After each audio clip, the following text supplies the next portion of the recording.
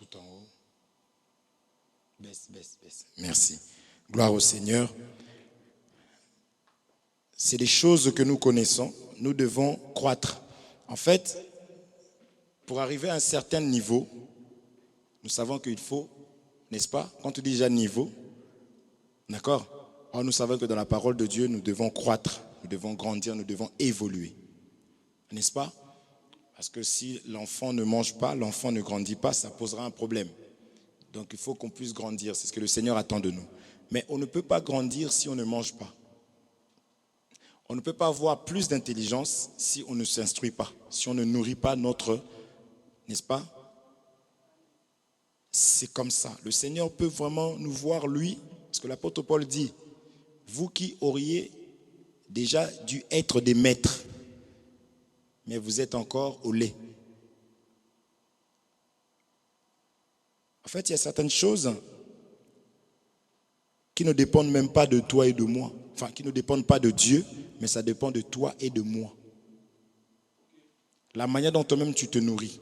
C'est-à-dire que nous pouvons être là, nous pouvons écouter la parole, nous pouvons chanter, on peut sentir quelque chose, mais en sortant d'ici, tu manges quoi? Toi-même. Les soucis de ce siècle, tu t'égares. Et à chaque fois qu'on revient ici, en fait, on retourne en rond parce qu'en réalité, on n'a pas gardé, on n'a même pas su, ne serait-ce que garder ce qu'on avait reçu ensemble. Or, si tu gardes ça, tu vas rajouter. Même garder aussi, ça peut être dans ta méditation personnelle. Tout seul, tu as des choses, des temps pour Dieu, où tu prends 5 minutes par-ci, 10 minutes par-là, où vraiment tu t'écartes, tu t'isoles pour prier. Tu vas ajouter, et le Seigneur va réellement se manifester grandement en toi seulement. Et cela va aussi pousser les autres à faire la même chose. C'est-à-dire que pendant que d'autres vont être à un certain niveau, mais toi, tu peux être la personne que Dieu peut utiliser puissamment. Parce que tu sais garder, en fait. Tu gardes la relation. C'est souvent ce que nous disons, il faut savoir garder les relations. Mais la première personne avec qui on doit garder la relation, c'est notre Créateur. Amen. En fait, nous ne sommes pas ce que nous sommes censés être. Même en priant, Seigneur, ouvre-moi les yeux, montre-moi un peu quel genre d'homme je suis. Le Seigneur va t'exaucer.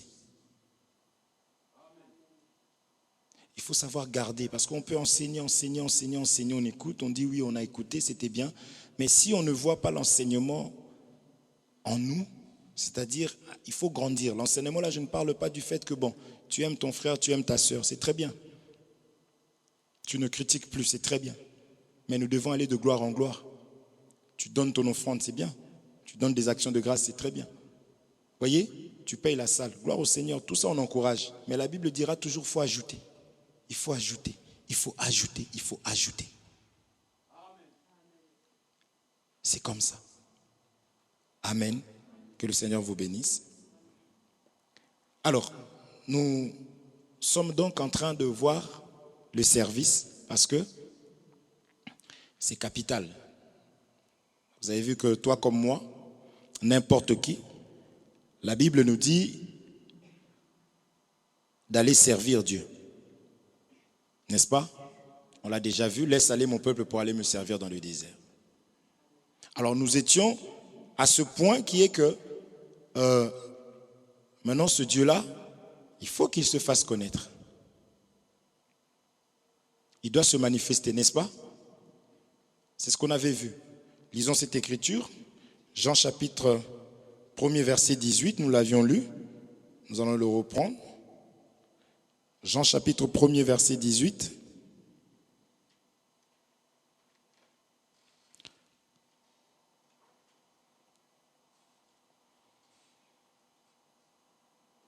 Jean chapitre 1er verset 18. La Bible nous dit ceci, personne n'a jamais vu Dieu, le Fils unique qui est dans le sein du Père. C'est celui qui l'a fait connaître. Ok? C'est ici qu'on avait expliqué la raison pour laquelle il n'y avait que Cham qui pouvait aller voir son père, Noé, nu. Noé était dans sa chambre, n'est-ce pas? Ce n'est pas un péché de quelqu'un soit nu dans sa chambre.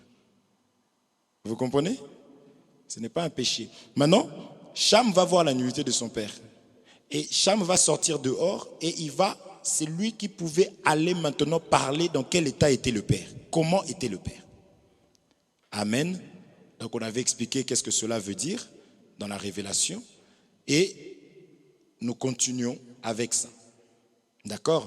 On l'avait déjà vu, donc on va gagner du temps parce qu'on a pris le temps de glorifier le Seigneur, de chanter. C'est très bien.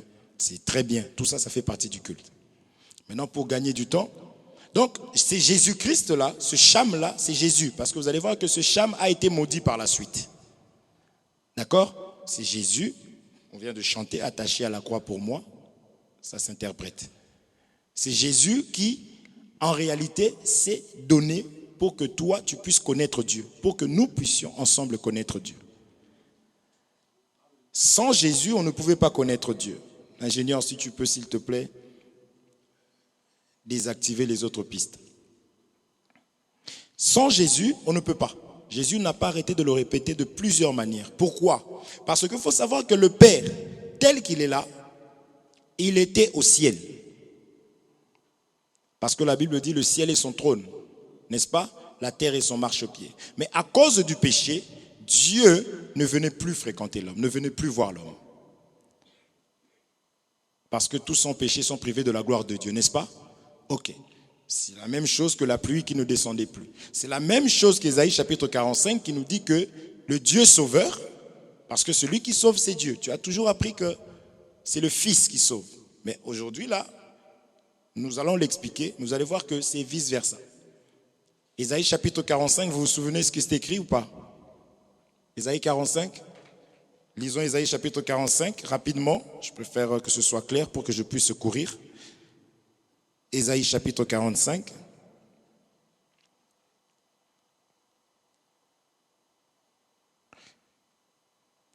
Ésaïe chapitre 45. À partir du 15e verset, la Bible me dit ceci. Mais tu es un Dieu qui te cache. Dieu d'Israël, sauveur. Amen. Dieu, il se cache. Mais cependant, c'est lui le sauveur. Ok? Pour le faire, qu'est-ce qu'il va faire? Il va prendre un homme, il va faire de cet homme-là Dieu. C'est-à-dire que Dieu sera représenté par cet homme-là appelé Moïse. D'accord? N'est-ce pas? Mais Moïse ne doit pas aller tout seul. Il faut toujours que Moïse, parce que la loi parle aussi du Père. Moïse était dans l'image du Père, mais qui doit toujours aller avec le Fils. Donc ici, Aaron devient le Fils. Donc la loi et la grâce. Vous comprenez? C'est ça les deux ailes. La loi et la grâce pour aller sauver. Parce que ce combat-là, ce n'est pas un combat qui est charnel, c'est un combat qui est spirituel. Or, lorsque nous parlons généralement de ce qui est spirituel, nous prenons l'image de la montagne. Bibliquement, on parle de la montagne, n'est-ce pas? On dira même leur Dieu est un Dieu des montagnes, n'est-ce pas? Donc la montagne, c'est ce qui est céleste, c'est ce qui est spirituel. Le ciel, c'est l'image de ce qui est esprit. Amen. C'est la raison pour laquelle, comme ce n'est pas un combat qui est terrestre, charnel, il faut donc avoir la parole, les deux ailes. Or, la parole nous est parvenue par la loi, n'est-ce pas? Ce qu'on appelle la parole, c'est la loi et la grâce. Vous comprenez ça? Je répète seulement, mais différemment. C'est pour cela que, pour que ce peuple soit libéré, il fallait impérativement qu'il y ait Moïse et Aaron. Amen. Parce que Dieu, tout le monde ne peut pas en réalité écouter Dieu et vivre. Donc Dieu va utiliser le prophète et c'est le prophète qui va maintenant parler de la part de Dieu. Encore une fois de plus, les personnes qui veulent aller voir Dieu directement comme ça, elles n'ont qu'à y aller. C'est-à-dire les personnes qui ont été blessées par les hommes, par des serviteurs, et qui se sont dit que tous les serviteurs sont mauvais. Donc je vais rester chez moi. Moi, les églises, j'ai arrêté. Parce que j'ai été blessé. Vous voyez, tu es même en train d'annuler la parole du Seigneur qui parle des faux, qui parle de toutes ces choses-là. Et vous allez voir, ce qu'on va essayer de voir si le temps nous le permettra, de voir comment est-ce qu'il y avait aussi des faux serviteurs, des magiciens. Vous voyez, des magiciens de Pharaon, il y a des faux serviteurs. C'est pour cela que nous parlons du service. Et en voyant ça, nous pouvons maintenant identifier, savoir qui est de Dieu, qui ne l'est pas. Parce que la Bible dit, vous avez éprouvé ceux qui se disaient apôtres. Et vous avez vu que ce n'étaient pas des apôtres. Clairement. Donc quand on dit que vous voulez qu'on lise cette écriture-là? Non? Vous voulez pas qu'on lise cette écriture-là? Lisons ça.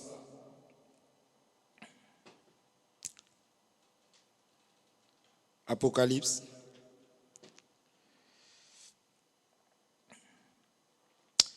Apocalypse chapitre 2, verset 2. Apocalypse chapitre 2, verset 2, la Bible dit ceci. Et encore une fois de plus ici, regardez comment le service va parler. Dieu dit à son peuple, je connais tes œuvres. Amen. Ton travail et ta persévérance. Dieu ne connaît pas tes paroles. Ici, Dieu ne connaît pas, c'est pas ta prière, bien que nous devons prier. C'est pas parce que tu dis que je suis un enfant de Dieu que Dieu voit que tu es un enfant de Dieu. Non. Dieu, lui, ce qu'il connaît, c'est tes œuvres. Amen. Dieu connaît nos œuvres. Il dit, je connais tes œuvres. Et le travail. Est-ce qu'on se comprend? Le travail. En fait, si le Seigneur devait réellement nous juger par rapport à ce que nous pouvons manifester, c'est-à-dire que ce que nous sommes, ce que nous faisons tous les jours, ça va être compliqué. Mais le Seigneur, il va regarder les œuvres, il va regarder aussi le travail. Et il va regarder, surtout dans ton travail, dans tes œuvres, la persévérance que tu as. Amen. Donc même si je peux aujourd'hui être faible, parce que nous sommes des êtres humains, mais le Seigneur va regarder maintenant ta persévérance. Est-ce qu'on se comprend? Ça veut dire que malgré tout, tu tiens le coup. Vous voyez? J'avais parlé des personnes lorsqu'elles tombent vraiment. Boum, boum, boum, boum, boum, boum. Le Seigneur a besoin que tu tombes une fois, n'est-ce pas? Et qu'il te voit t'accrocher. Tu vois, tu pars, tu tombes une fois et puis tu te bats. Hein? Tu es tombé déjà. Regardez-moi, il faut bien comprendre ces gestes-là. Des fois, vous êtes choqués quand je fais toutes ces choses-là, mais c'est pour mieux comprendre. C'est-à-dire que... Est-ce que vous voyez? Le Seigneur, ça, il agrée. Ne fais pas attaque. Ah! Et puis tu cries, je suis tombé. C'est ça qu'il est en train de dire ici. Amen. Je connais ta persévérance. Maintenant, il dit, je sais que tu ne peux supporter les méchants. Un enfant de Dieu ne supporte pas les méchants. Quand je dis supporter les méchants, quelqu'un qui vient te raconter que oui, j'ai fait du mal et tout, tu l'écoutes, tu lui manifestes l'amour et tu essayes de gagner cette personne-là par la grâce du Seigneur. Vous voyez? Mais ce n'est pas quelqu'un qui s'assoit avec toi. Je prends l'exemple, on est là et puis tu vois le gars, il est en train de draguer toutes les filles qui passent, il siffle et toi tu es à côté. Oh non, mais la Bible dit qu'il faut supporter. Et Dieu, non, ce n'est pas ça. Il ne faut pas qu'on te trouve dans le mal, toi. Vous comprenez? Donc ne traîne pas, en d'autres termes, ne traîne pas avec des personnes, parce que les mauvaises compagnies corrompent les bonnes mœurs. Et ces personnes ici qu'on appelle apôtres, on dit, je sais que tu ne supportes pas, je sais que tu ne peux supporter les méchants, que tu as éprouvé ceux qui se disent apôtres. Vous voyez, les méchants là, c'est eux maintenant qui se disent apôtres, qui se disent. Alors que cette écriture commence par « je connais tes œuvres ». Mais il y a des personnes qui vont se dire, qui se disent apôtres et qui ne le sont pas. Pourquoi? Et que tu les as trouvés menteurs.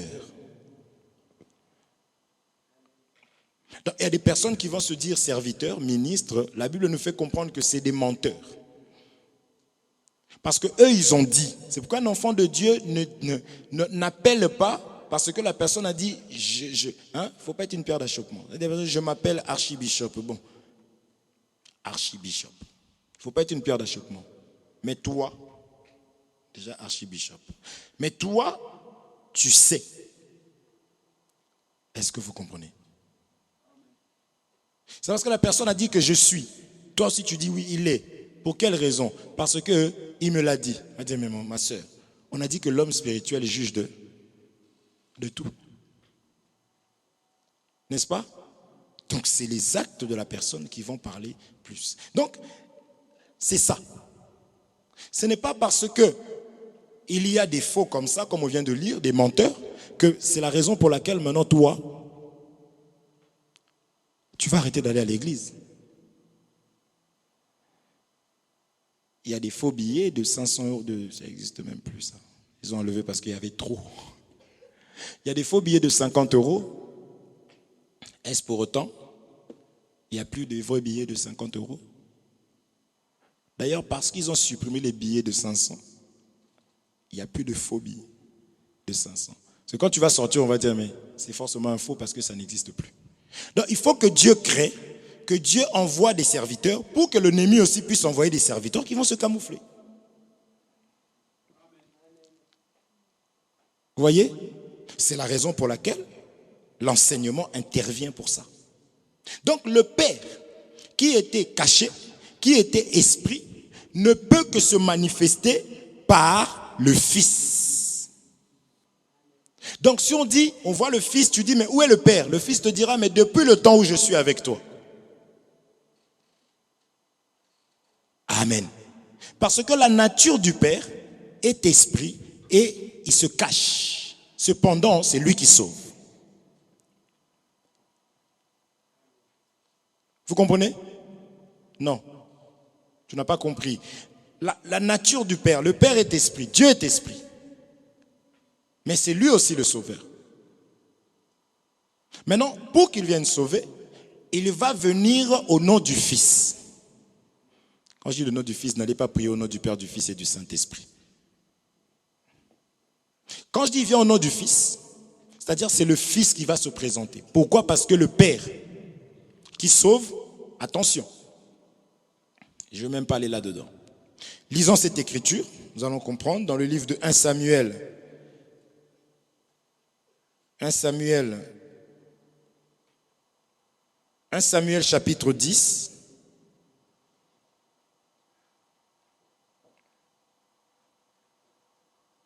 « 1 Samuel chapitre 10, regardez, verset 22. Regardez, on va commencer.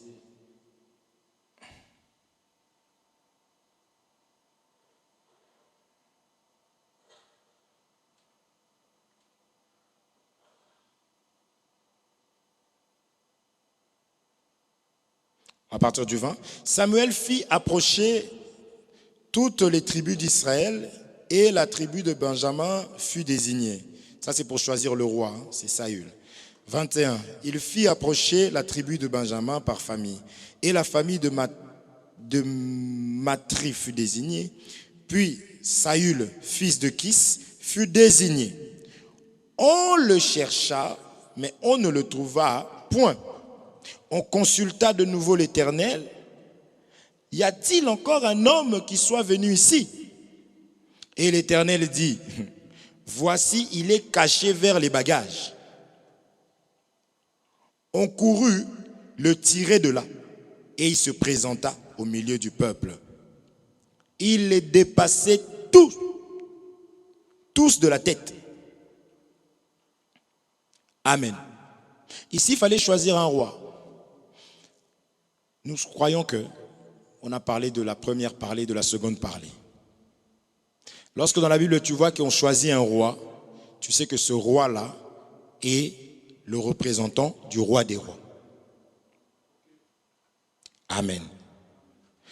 On a choisi le sacrificateur. Tu sais que ce sacrificateur appelé Aaron est le représentant du véritable souverain sacrificateur qui est Jésus-Christ. Ok? Donc ici on choisit un roi. Donc automatiquement je peux vous dire que ce roi-là est tout simplement l'image du roi des rois. Donc l'image de Dieu. Mais cependant, il était caché. Pour accomplir l'écriture d'Ésaïe 45, 15. C'est un Dieu qui se cache. Et on va le chercher. On va demander à Dieu. Parce que dans Daniel chapitre 2, on te dit que c'est lui qui établit, c'est lui qui renverse, c'est lui qui établit. Donc même si vous voyez qu'on demande à Dieu, mais ce qu'il est en train d'établir là, ce n'est que sa représentation, c'est lui-même. Parce que tout ce qui a été créé par lui et pour lui-même. Vous comprenez? C'est Dieu qui établit, c'est lui aussi qui va retrancher. C'est lui. Mais il parle tout ça de lui-même. Ok? On avait vu le soleil. Le soleil parle de... Dans un premier temps, tu apprends que le soleil, c'est le soleil. Mais en évoluant dans la parole de Dieu, tu comprends que le soleil, là, c'est tout un homme. Amen. Et c'est Dieu. Donc ici, Saül devait être caché. C'est parce que c'est pour accomplir l'écriture qui dit qu'il est le Dieu qui se cache. Amen. Et je peux te dire rapidement que ces bagages ici-là, parce que pour que Saül puisse être vu, il fallait qu'il sorte des bagages. Parce qu'avec les bagages, on ne pouvait pas avoir un roi, on ne pouvait pas être sauvé. Amen. Ici, ce Saül, il est comme le Noé qui est dans la chambre. Mais pour qu'il puisse se manifester, il faut réellement un dépouillement. Et Philippiens, chapitre 2, verset 6, nous dira qu'il n'a pas regardé qu'il était égal à Dieu, mais il s'est humilié en prenant la forme d'un homme.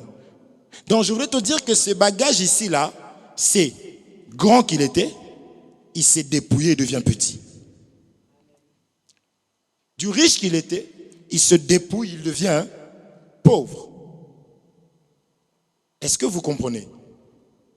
C'est important. C'est exactement ce que vous voyez. Lorsque on est nous parlons toujours du service. Dites le frère avait là, il s'est perdu, il a oublié le thème. Toujours dans le service. C'est ce que vous voyez lorsque David il arrive. Il était question d'aller sauver. Amen. Parce que ce peuple a demandé, parce que le peuple avait un sérieux problème. Il fallait Dieu, il fallait une autorité. Le peuple va demander. N'est-ce pas? Un roi qui devait marcher devant nous. Parce que Dieu, en tant que Dieu là, il ne marchait pas devant le peuple. Amen. C'est-à-dire il était invisible, il était caché. Donc pour marcher devant le peuple, il fallait qu'il se manifeste. Donc il fallait qu'il se décharge. Parce qu'avec sa gloire, il ne pouvait pas. Maintenant, le peuple pendant 40 jours, il y avait un géant qui venait. Choisissez-vous un homme, que cet homme-là puisse m'affronter. Ils étaient déjà esclaves de Saül, de Goliath. Et il va demander un homme. C'est-à-dire que, c'est pour ça que j'aime les choses de Dieu. La victoire de un seul, la victoire de Dieu, la victoire de David devient notre victoire. Est-ce qu'on se comprend? C'est là aussi les œuvres que nous voyons chez les enfants de Dieu. Ton argent devient notre argent. Il n'y a plus d'amen. Mon argent, c'est notre argent. Parce que la victoire de Jésus, au lieu qu'on dise sa victoire, mais nous disons notre victoire. Je suis plus que vainqueur. Et nous parlons plus que lui. Hein? Et c'est vrai. D'accord? David, il arrive. Et on va lui mettre des bagages. Saül va lui mettre des bagages. Là, je change. Vous comprenez? Saül va lui mettre des bagages. Donc ici, Saül, je le prends aussi comme étant le père. D'accord? Et David va dire quoi? Il est question d'aller sauver. Comment je peux aller en me déguisant, en me cachant, en gardant la dignité? Donc il fallait qu'il enlève, qu'il se dépouille pour aller combattre, pour aller sauver, pour aller libérer. En d'autres termes, il ne pouvait pas être spirituel, c'est-à-dire caché pour sauver, pour libérer. Pourquoi nous disons ces choses? Pour sauver, il faut être dépouillé. Parce que celui qui sauve, c'est le Fils qui, en venant, va manifester le Père. Donc, quelqu'un qui vient dans un service, qui veut rentrer dans un service, cette personne-là doit être dépouillée. Cette personne-là, on doit lui enlever ses bagages.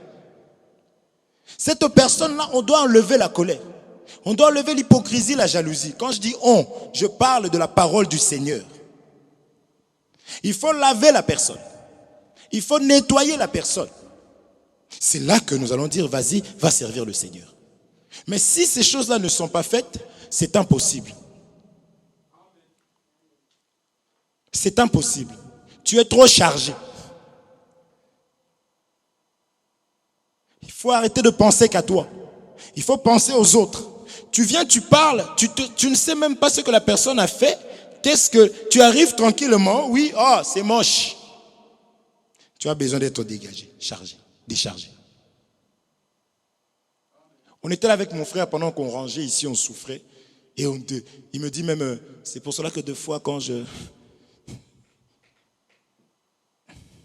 lui dis, il est malin, je vais choquer les gens. Les gens pensent que c'est que le Némi qui est malin.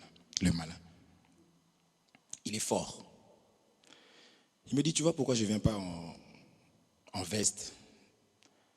Parce que le travail qu'on fait là, on était à genoux. Je dis, mais mon frère, mais c'est ça, ton Dieu. Il n'a pas regardé qui il était, mais ici. On avait prévu une heure de prière, mais on a rencontré des situations, on a commencé à... Et toi maintenant tu arrives, oui, c'est moche. Comprends, c'est moche, ça peut être c'est moche, ça peut être tout ce que tu veux. Nous nous encourageons. C'est pas mauvais. Vous comprenez? C'est pas que c'est mauvais, nous sommes là pour être instruits. Vous voyez? Encourage. Ça ne veut pas dire qu'il ne faut pas que tu dises la vérité. Est-ce que vous comprenez? Parce que comme j'expliquais, être serviteur, c'est être au service des autres. Voir que les autres sont au-dessus de toi. Voir que les autres sont meilleurs que toi. Est-ce qu'on se comprend? Est-ce qu'on se comprend? C'est ça, servir le Seigneur. C'est pour cela que, pourquoi tu fais ça? Parce que en fait, le Fils, Jean chapitre 1er verset 18, le Fils doit manifester le Dieu sauveur. Donc si tu es fils de Dieu, tu dois manifester le Sauveur. Tu dois sauver. Donc le Fils, je ne sais pas si vous me comprenez, le Fils, il sauve. Parce que Dieu se manifeste dans ses actes. Or, Isaïe nous dit que c'est Dieu qui sauve. Est-ce qu'on se comprend? Si tu n'es pas fils, ton langage, ton regard, tu seras désagréable. Parce que tu n'es pas fils. Mais lorsque je suis fils, je parle même du fils seulement. Parce que le véritable serviteur, c'est le fils. Me voici, Père, pour faire ta volonté. Il savait ce qui était écrit de lui dans le rouleau.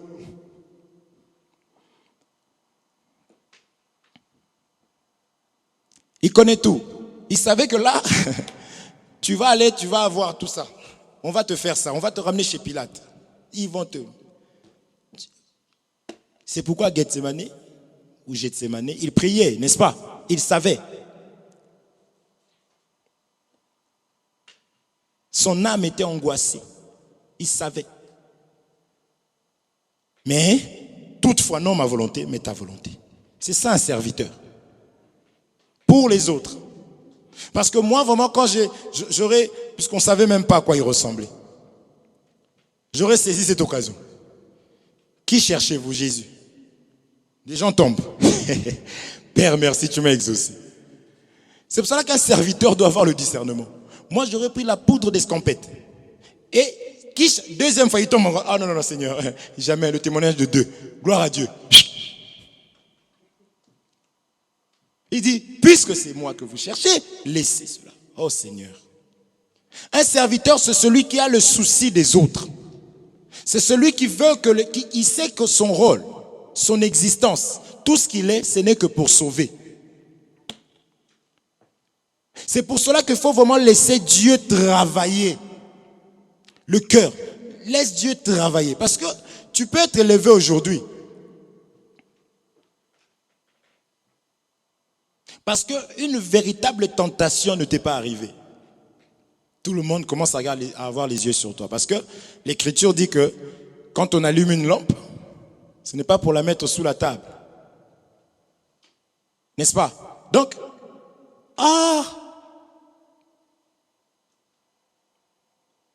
donc, le jour où tu vas faire un petit quelque chose, tu vas scandaliser des gens. Tu peux choquer vraiment. Nous, on a vu des personnes qui ont choqué.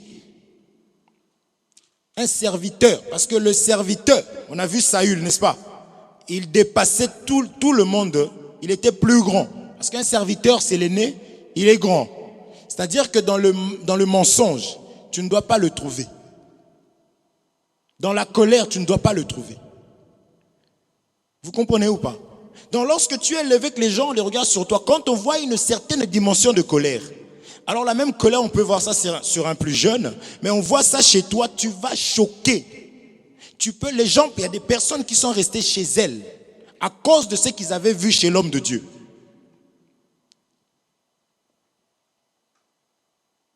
Si tu n'acceptes pas le dépouillement, tu vas choquer. Tu seras tranquille. Parce qu'il y a toujours des versets pour se couvrir, n'est-ce pas? On a dit Siméon et Lévi. Ils vont t'habiller.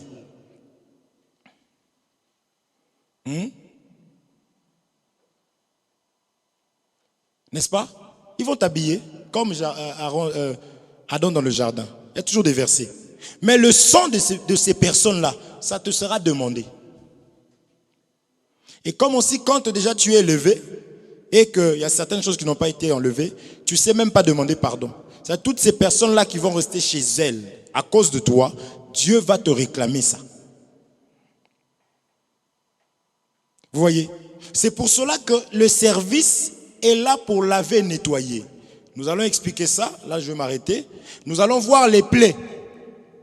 Ce n'était qu'une façon de pouvoir préparer et travailler, c'est ce que nous allons expliquer. Amen. Vous allez voir les plaies. On va commencer, avant de commencer d'abord, on va voir le serpent, le bâton qui va être changé en serpent, qui va avaler. Les magiciens aussi vont faire la même chose. C'est pourquoi il faut faire très attention. Mais sauf que le serpent de Moïse va avaler les autres serpents. Vous voyez? Ensuite, nous allons voir que l'eau va être changée en sang. Amen. Et derrière ça, les grenouilles vont sortir. On verra toutes ces choses-là. Vous comprenez? Parce que le Seigneur, pour se servir d'une personne, il ne peut pas se glorifier sur ce qui est de l'homme. Lui, il veut que tu deviennes à lui. C'est la raison pour laquelle, pour servir le Seigneur, on ne blague pas, on ne joue pas. On a vu des personnes faire des dégâts. On en a vu. On a vu des personnes, même aujourd'hui je parlais avec un bien-aimé, on était étonnés de la manière dont les serviteurs se comportaient. Alors que nous, on venait d'arriver, on ne connaissait pas. Au lieu que les serviteurs soient des modèles, on s'est retrouvés en conflit avec des aînés. Or, nous, on sait que l'aîné, c'est celui qui s'humilie pour gagner. Parce qu'il doit montrer le modèle. On a vu ces choses-là. C'est là où je dis qu'il ne faut pas jouer. Les choses de Dieu ne courent pas comme ça. On avait vu Uza, n'est-ce pas? On avait vu. C'est la raison pour laquelle quand on enseigne, et d'ailleurs, le serviteur, il va se reconnaître là-dedans. Il va pratiquer ça facilement. Un serviteur de Dieu, il sait que la parole de Dieu est un commandement. Il pratique, il prend plaisir. Ce n'est pas un fardeau comme on peut l'imaginer. C'est un plaisir pour lui parce qu'il a été prédestiné à ça en fait. Vous comprenez? Je ne dis pas que tout sera facile, mais quand ça ne va pas, prie. Tu vois, le Seigneur va te délivrer parce que tu es appelé à le servir. Amen. Nous voulons élever nos voix et prier par faute de temps. Je vais continuer dimanche par la grâce du Seigneur si Dieu nous prête vie. Éternel notre Dieu, nous bénissons ton nom pour la grâce, pour ton amour et ta bonté, pour tes bienfaits et tes hauts faits, Seigneur notre Dieu. Tu as voulu que nous puissions, ô Père Saint, parler de la sorte, sois glorifié, que ton nom soit exalté encore pour ces moments, ces temps que nous venons de passer, Père Saint. Yahweh, ma prière est que, Yahweh, le dépôt que tu as mis en ma soeur, en mon frère, Seigneur, mon Dieu, mon roi, que cela ne soit pas touché, ô Père Saint. Nous voulons encore croître, Seigneur. Nous voulons exceller afin que la prochaine fois encore, Jésus, que ta gloire puisse encore resplendir, Seigneur, mon Dieu, mon roi, en ce lieu, afin que, Seigneur, Père Saint, que toutes les chaînes tombent, ô Père Saint, afin que Jésus, toutes les personnes qui étaient, oh, le véritable Dieu de mon salut, envoûtées, puissent être libérées, Seigneur de gloire, car nous avons qu'un seul désir, Seigneur, mon Dieu, mon roi, c'est de te servir, Jésus. C'est de te servir, ô Dieu Tout-Puissant. Mais cela ne dépend pas, Seigneur, mon Dieu, mon roi, de nous, mais de toi, ô Père Saint. Touche nos cœurs au travers de ta parole. Libère-nous, Seigneur, mon Dieu, de ce qui fait obstacle afin que nous soyons totalement à toi. Car nous sommes convaincus qu'on a passé notre temps en vain, Jésus. On pensait trouver l'amour chez des amis, ô Père Saint. Tout ce qu'on cherchait, ô le véritable, par nos propres efforts, on a compris que c'était chez toi que cela se trouvait sans effort. Voilà pourquoi, Père, enseigne-nous encore, édifie-nous.